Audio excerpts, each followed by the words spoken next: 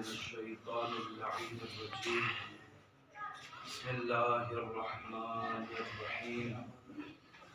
الحمد لله رب العالمين، والصلاة والسلام والتحية والإكرام على سيدنا ومولانا أبي القاسم محمد.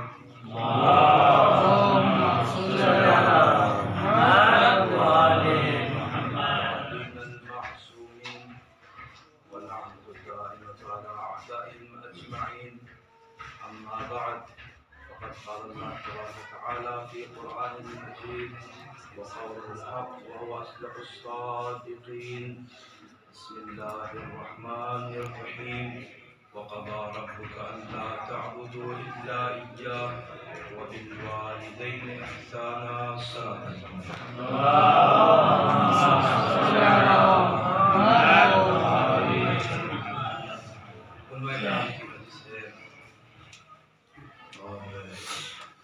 ظاہر سی بات ہے کہ تکمیل عمل کی خاطر یہاں حاضر ہوا ہوں اور تذکر کی خاطر، چونکہ علماء حاضر علماء ہیں اور ہم وہی کچھ بیان کر رہے ہیں جو آپ نے ہمیں سکھایا، اور یہاں پہ ہمارے اساتذہ بھی موجود ہیں جن سے ہم نے استفادہ حاصل کیا ہے. عزیزان محترم، خدا تعالیٰ اپنی دار کتاب ارشاد فرما رہا ہے کہ خدا کا فیصلہ یہ ہے کہ اللہ تعبد الا ایاہ، کہ کسی کی بھی عبادت نہیں ہوگی سوائے اس کے، وبالوالدین احسان، اور والدین کے ساتھ احسان.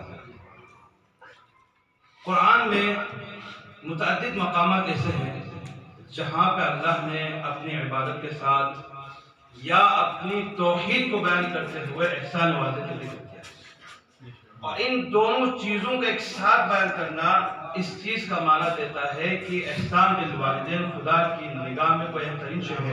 صلوات پڑھیں.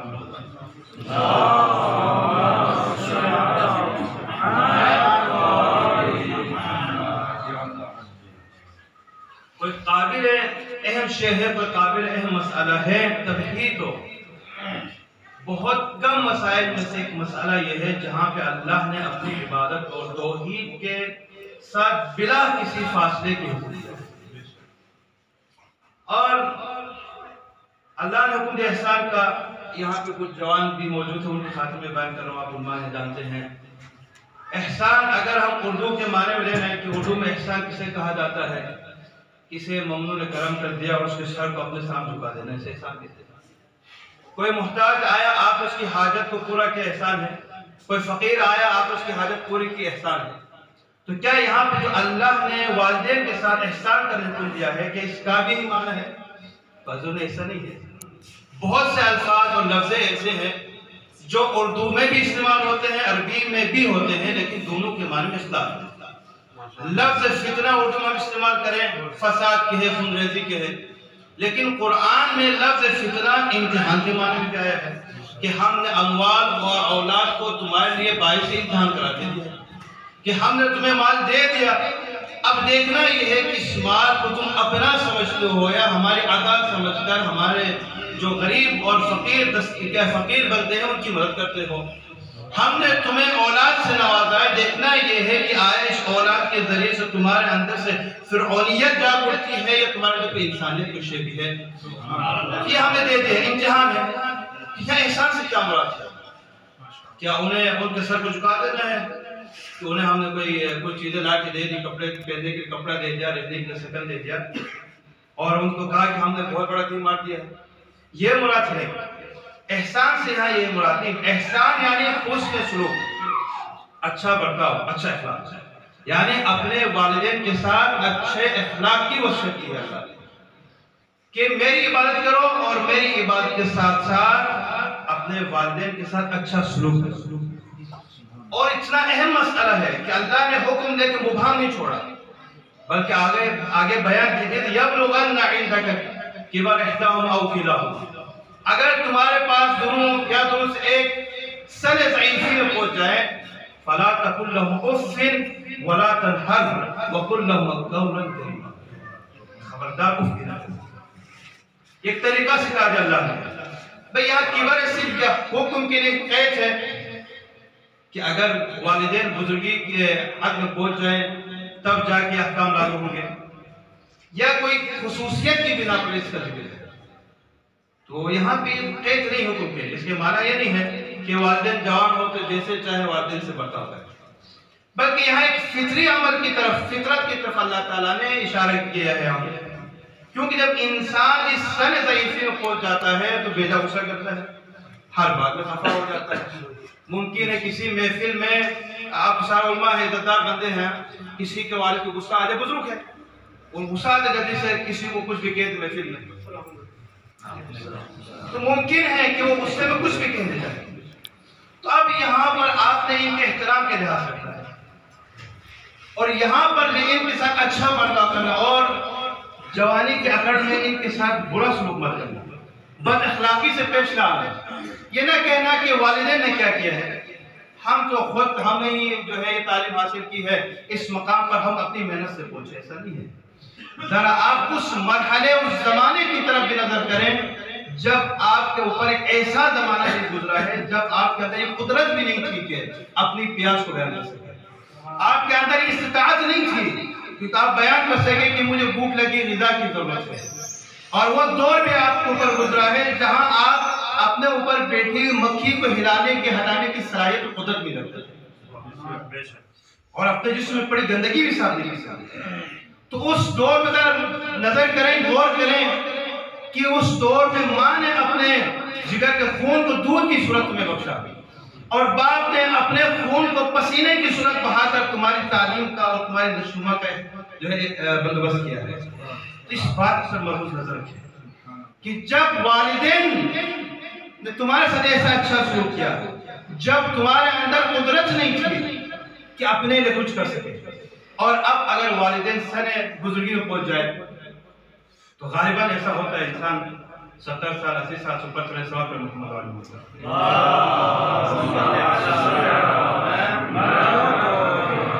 کہ اگر انسان 80 سال 85 سال اوپر چلا جاتا ہے تو کچھ ایسے ادوار بھی آ جاتے ہیں کہ انسان کے اندر یہ صلاحیت نہیں رہتی ہے کہ وہ اپنے اندر اپنے جسم میں موجود اپنے کپڑے میں موجود اس گندگی کو ہٹا سکے، بلکہ وہ کسی ایک حرکت کے لیے بھی کسی کا محتاج ہوتا ہے، اور یہاں سے اولاد کی امتحان شروع ہے۔ اب دیکھنا یہ کہ اس مقام پر اولاد والدین کو اپنے رحمت سمجھ کر ان کے ساتھ اچھا برتاؤ سلوک کرتی ہے یا اپنے لیے زحمت سمجھتی ہے، اور اس حد تک بھی آپ دیکھیں گے معاشرے میں افراد ملیں گے جب والدین اس سن میں پہنچ جاتے ہیں تو کچھ افراد ایسے بھی ہیں جو والدین کو اپنی زبان کے ذریعے سے تکلیف دیتے ہیں کہ یہ بڑھا مر جاتا تو اچھا ہو سکتا، یہ اس بڑھیا سے ہماری جان کب چھوٹ جائے گی، ایسے بھی ہمارے ساتھ۔ اب یہاں ہے انسان کے امتحان کہ اب یہاں دیکھنا ہے کہ آپ والدین کے ساتھ کیسا سلوک کرتے ہیں۔ جب تک باپ آپ کو دے رہا تھا آپ اس کی عزت و احترام کریں، ہم جب تک باپ ہمیں دے رہا ہے ہم اس کی عزت احترام کرتے ہیں، یہاں معلوم نہیں ہوگا کہ ہم واقعاً اپنے باپ کے احترام کرتے ہیں نہیں کرتے۔ اصل مقام تو یہاں پہ آئے گا جب والد آپ کے محتاج ہو جائے، جب والد چلنے کے لیے بھی اور ایک حرکت کے لیے بھی آپ کے محتاج ہو جائے، تو وہاں دیکھنا یہ ہے کہ آپ والدین کو کیا سمجھتے ہیں، اپنے کی رحمت سمجھتے ہیں نہیں سمجھتے۔ اور یہ دور ایک ایسا دور آیا ہے جہاں پر آپ دیکھیں گے جو آزادی کے نعرے لگاتے ہیں، میں تو یہی کہتا ہوں کہ آزادی ان کے لیے نصیب ہوتی ہے جن کی کوئی قیمت نہ ہو، جن کی کوئی اوقات نہ ہو، وہ وجود جو قیمت نہیں رکھتا وہ آزاد ہے۔ ایک مثال دے دوں، کبھی سی مثال، لیکن بات واضح کرنی ہے۔ مثلا یہ آوارے کتے ہیں، گھوم رہے پھر رہے ہیں، کوئی حد بندی نہیں ہے، جہاں جائے جہاں گھومے جہاں چلے جائے کوئی پوچھنے والا نہیں، کوئی حد بندی نہیں ہے۔ لیکن آپ انہی کتوں میں دیکھیں کچھ اعلیٰ نسل کے ہیں جو قیمت رکھتے ہیں، ان کی دیکھ بھال کی جاتی ہے، ان کے لیے چوکیدار اور محافظ رکھے جاتے ہیں۔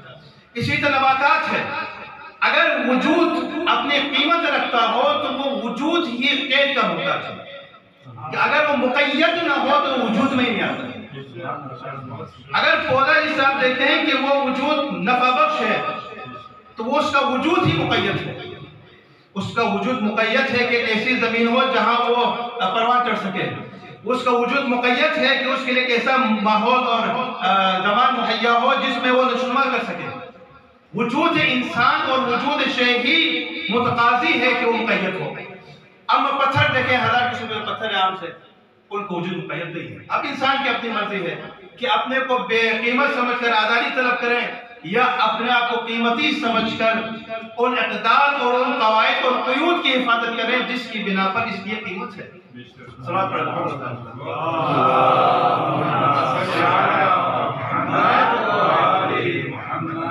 خبردار والدین کے ساتھ برا سلوک مت کرو. روایت میں یہ اور اللہ نے آگے کیا کہ وَلَا تَقُلْ لَهُمْ اُفٍّ، اف تک نہ کہو. صاحب علم مجمع ہے. اف کیا معنی ہے؟ تکلیف دینا ہے، مارنا ہے، غصہ کرنا ہے؟ نہیں.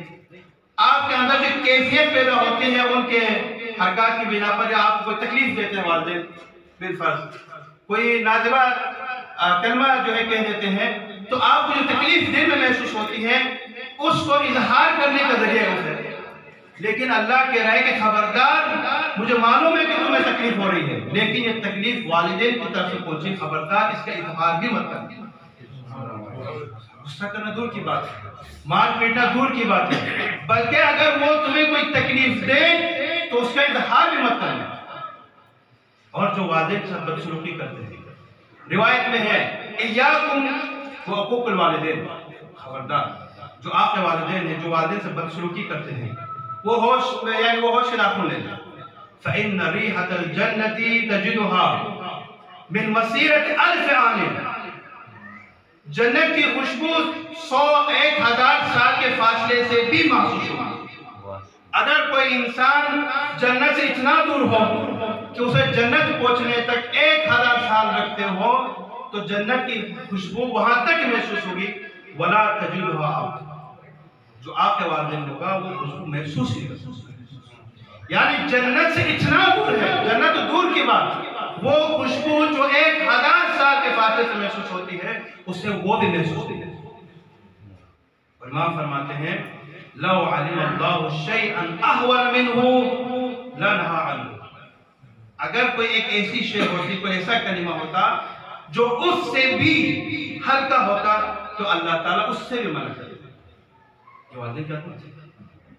اور آخر میں اللہ کیا فرما رہے ہیں، اور خبردار ان کے ساتھ چلو تو اس انداز سے چلو کہ سامنے دیکھنے والے کو محسوس ہو کہ کوئی چھوٹا بڑے کے ساتھ چل رہا ہے. بالکل خندہ پیشانی کے ساتھ، تواضع اور انکساری کے ساتھ، کہ دیکھنے والے کو محسوس ہو جائے کہ جناب والا یہ چھوٹا ہے، یہ بڑا ہے، یہ بیٹا ہے، یہ باپ ہے. ایسا نہیں ہے کہ آج کل مثبت یہ ہے کہ کوئی انسان کسی مقام پہ پہنچ جاتا ہے والدین کو دیکھتے ہیں، والدین کی طرف نگاہ ہی نہیں کرتا. ایسے محسوس ہوتا ہے کہ جیسے یہ سب کچھ اس نے اپنی محنت حاصل کیا، جو کچھ والدین نے اس کے اوپر خرچ کیا ہے، جو کچھ والدین نے اپنے سکون خراب کر کے اس کی تربیت کی ہے، اسے بھول جاتے ہیں. اس لیے اللہ نے کیا کہا کرنے، خبردار اف بھائی مت کرنا، اور بالکل تواضع کے ساتھ پیش آنا، خندہ پیشانی کے ساتھ پیش آنا، خبردار اظہار مت کرنا. اور کہ یہ سب کرنے کے بعد کافی ہے کہ ہم والدین کے ساتھ احسان کریں، حسن اخلاق کے ساتھ پیش آ جائیں، یہی کافی ہے. ایک روایت کے جملے ہیں کہ ایک شخص اپنی والدہ کو کاندھوں میں اٹھا کے حج کروا رہا تھا. پھر رسول خدا سے کہا یا رسول اللہ کیا میں نے اپنی ماں کا حق ادا کر دیا؟ تو رسول خدا نے کہا جب تمہاری ولادت ہو تو صرف ایک لحظے کی جو تکلیف ہے اس کا حق ادا کرو. اور معاشرہ کیا ہے، اسی ماں کو گھر سے بے دخل کر دیتے ہیں. روشن خیالی یہ ہو چکی ہے کہ جناب والا ایک ایسے جانور کے لیے جو نجس العین ہے اس کے گھر میں جگہ ہے لیکن والدین کی جگہ نہیں ہے.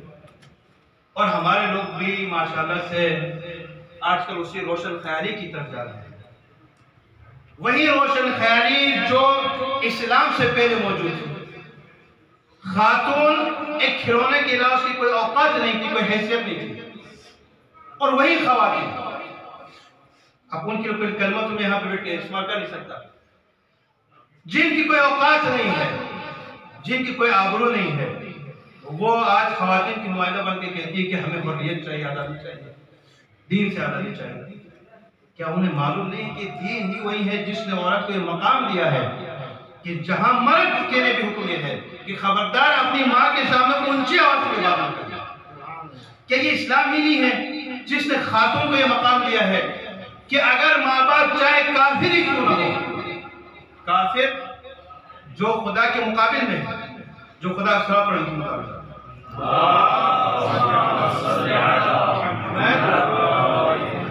جو خدا کے مد مقابل ہے، اللہ کہہ رہا ہے وہ صحیح ہے، میرا دشمن ہے، میرا مقابل میں ہے، لیکن خبردار یہ والدین ہے. جب والدین ہیں تو تمہیں اس کا احترام کرنا ہے.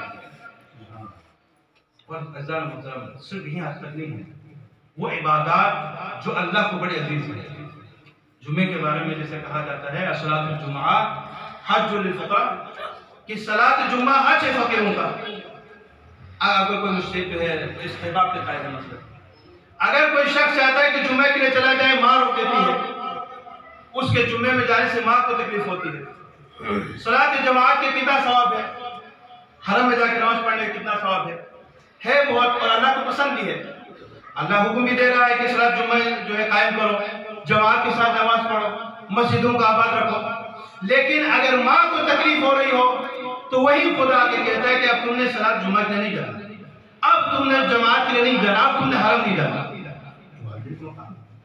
جہاد جیسا عظیم رکن اسلام کے اعلیٰ احکام میں سے ایک جہاد ہے، جہاد فی سبیل اللہ کرنا.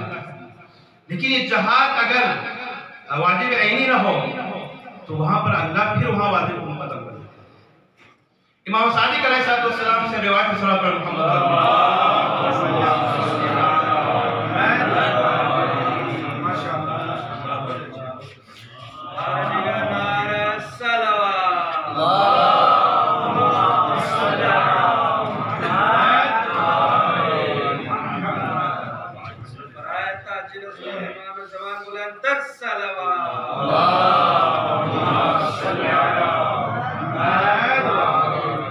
جہاد جیسا عظیم رکن جسے اللہ نے تاکید کے ساتھ قرآن میں رسول خدا نے تاکید کے ساتھ بیان کیا.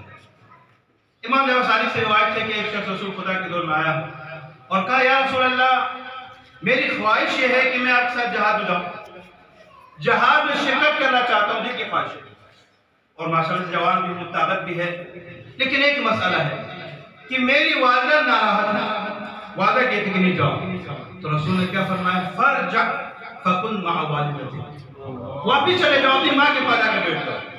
فوالذی بعثنی بالحق نبیا، قسم اس ذات کی جس نے مجھے نبی بنا کر بھیجا، ایک لحظہ ایک ساعت اگر کوئی ماں کے ساتھ محبت سے بیٹھ جائے تو خیر من جہاد فی سبیل اللہ السنہ، ایک سال کی جہاد ہوا افضل. کہ اللہ اپنے محبوب ترین اعمال کو بھی جب وہ والدین کے مقابل میں آ جاتے ہیں تو شہدائی کرتے ہیں. صلاۃ پر محمد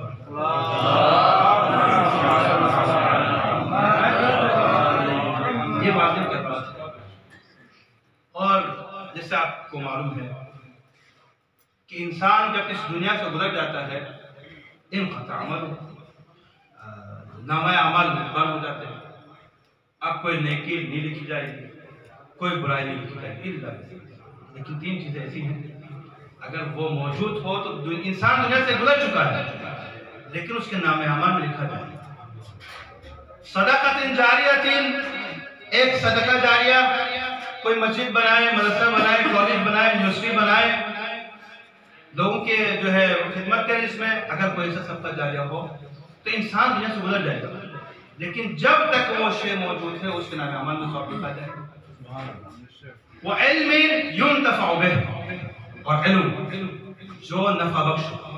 کوئی انسان کتاب لکھتا ہے، آج کل تو اسی بھی ایک بہت آسان سی چیز ہے.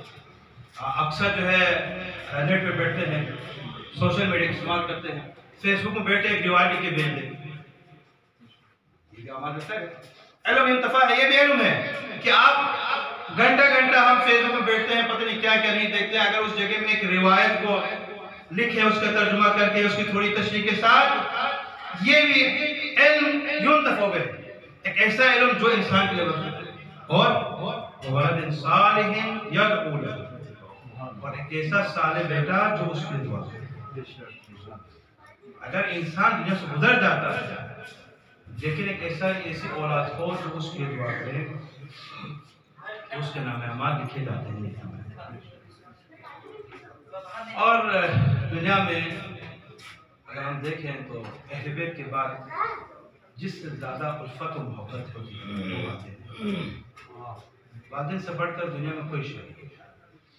شاید میرے ذہن میں نہیں آ رہا، شاید روایت کی مفہوم ہو کہ یا کسی حکیم کا قول ہو، کسی نے کہا کہ میری والدہ اس دنیا سے گزر چکی ہے، تو اب اس حکیم نے کہا خبردار، اب قدم دیکھ دیکھ کے بڑھائے۔ وہ ماں جو دعا بن کے سائے کی تمہارے ساتھ ساتھ چلتی تھی، اب نہیں رہی۔ اب تمہیں قدم دیکھ دیکھ کے سنبھل سنبھل کے چلانا، وہ دعا نہیں رہی، وہ ماں نہیں رہی۔ ایسا ایک ماں کا ذکر ہے، دل چاہتا ہے اس ماں کا ذکر کیا جائے جو صدیقہ بھی ہے، مظلومہ بھی ہے۔ صدیقہ طاہرہ جیسی ماں جس نے حسنین جیسے زہرا و کلثوم جیسے اولاد نشر،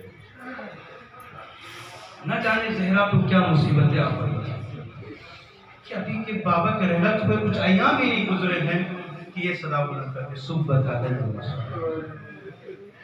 بابا جان مجھ پہ ایسے مسائل جائے گئے، لو صبح دم سے نہ جائے۔ اگر وہ روشن دنوں میں پڑ جاتے تو تاریخی رات میں تبدیل ہو جاتے۔ ایسا کون کہہ رہے ہیں؟ خاتم النبیین کی بیٹی۔ کون سی بیٹی؟ اکلوتی بیٹی ہے، وہ بیٹی کہ جس کے احترام میں رسول کھڑے ہو گئے، لیکن اسی رسول کی امت رسول کے دنیا سے گزرے کچھ دن ہی نہیں گزرے۔ زہرا نے ابھی بابا کے دم جو رضا اوڑی ہے وہ رضا ہی نہیں اتاری ہے کہ آگ لے کے زہرا کے دروازے پہ پہنچا اور کہتے ہیں کہ زہرا علی کو ہمارے حوالے کر دو۔ اگر علی کو ہمارے حوالے نہیں کیا تو ہم اس گھر کو اور جو اس کے اندر موجود سب کو دے سکتے۔ عزیزو، میں شیخ قاسم صاحب سے کہتا ہوں آپ خوش نصیب ہیں۔ 3 دن ہے، تیسرا دن ہے آپ کو آدھے سے گزر چکی ہے، احباب آ رہے ہیں آپ کو تعزیت میں شامل۔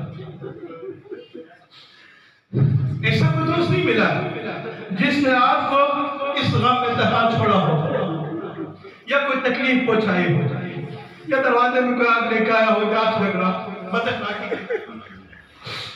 لیکن یہ دنیا کی واحد مظلومہ ہے جو اس مقام میں ہونے کے باوجود کہ رسول کی اکلوتی بیٹی ہے، امت آگ لے کے ہاتھ میں۔ عزیزو، زہرا نے چاہا کہ دروازے کے اندر کوئی داخل نہ ہو۔ روایت ہے کہ زہرا نے ہاتھ سے دروازے کو تھامے رکھا کہ ایک لہین آگے بڑھتا ہے اور زہرا کے ہاتھ میں بس ابھی وہ وقت بھی آیا جب زہرا در و دیوار کے بیچ میں آئی اور ایک صدا بلند کی، یا بتا یا رسول اللہ، اے والد بزرگان، اے رسول خدا، بحبیبتک و بنتک، آپ کی بیٹی کے ساتھ ایسا سلوک کیا جا رہا ہے۔ آہ یا فضہ الیک فبدونی، اے فضہ آؤ میری مدد کرو، فقط واللہ قتل ما فی احشائی من حمل، فضہ آؤ میرا محسن کو شہید کر دیا گیا۔ عزیزو، محسن شہید ہوا، محسن کو شہید کر دیا گیا۔ زہرا اس دنیا سے رخصت ہوئی، مولا حرم مسجد النبی میں موجود تھے، کچھنے میں حسنین روتے ہوئے آئے اور خبر دی، بابا ماں ہمیں چھوڑ کر گزر چکی ہے۔ ماں نے اللہ کے حکم میں لبیک کہہ دیا۔ عزیزو، وہ علی جو کسی سے نہیں ڈرتے تھے، کبھی کسی مشکل پہ نہیں گرے، جب سننا تھا کہ زہرا دنیا میں نہیں رہی، وہ کیبل زمین منہ کے بلا کے زمین لگی پڑے۔ لوگوں نے ہوش دلایا تو ایک ماسیہ کہا، بمن العزا کنت الیک عزی۔ زہرا جب کوئی تکلیف ہوتی تھی، کوئی مصیبت مجھ پر وارد ہوتی، میں تمہیں دیکھ لیتا، دل کو تسلی ہو جاتی۔ فمن المنباد کا فمن العزا من بعد کا زہرا یہ تو بتلا دو، تمہارے جانے کے بعد اس دل کو یہ سکون کہاں سے تلاش؟